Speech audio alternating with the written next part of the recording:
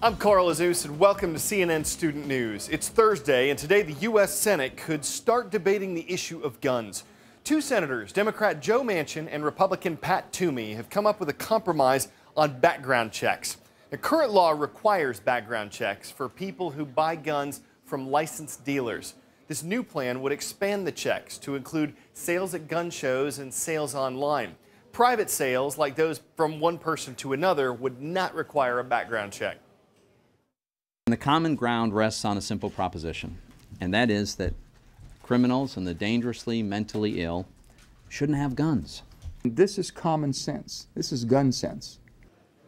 The NRA, the National Rifle Association, describes Senators Toomey and Manchin as strong supporters of gun rights, but it says their proposal would not affect the core problems of gun violence.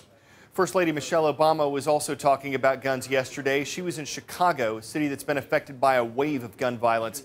535 people in Chicago were killed in gun violence last year. That's about 100 more people than the year before. Mrs. Obama visited a school yesterday where 29 current and former students have been shot in the past year. I'm not talking about something that's happening in a war zone halfway around the world. I am talking about what's happening in the city that we call home.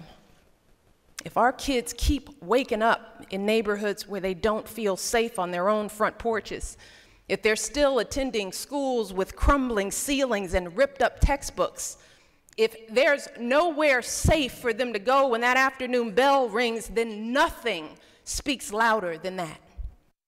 The First Lady's husband, President Obama, was speaking yesterday too, talking about his proposal for the U.S. government's budget. It includes the president's suggestions for how the country would spend and save money, and it's getting some criticism from Republicans and Democrats. The president's plan is just one proposal and just one part of the federal budget process. Most years, it starts from the president's proposal. This year, there are 3 budget proposals, one from the White House, one from the U.S. Senate, and one from the U.S. House of Representatives. The House and Senate released their proposals about a month ago. Once the proposal, or this year proposals, come out, then the House and Senate budget committees work on figuring out what's in and what's out. Those committees are responsible for coming up with a single budget resolution.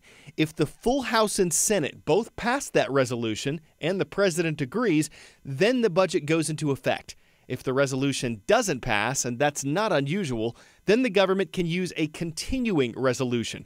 Basically, the budget numbers from the past year continue into the new year. Is this legit? Nielsen ratings measure television viewership. It's true.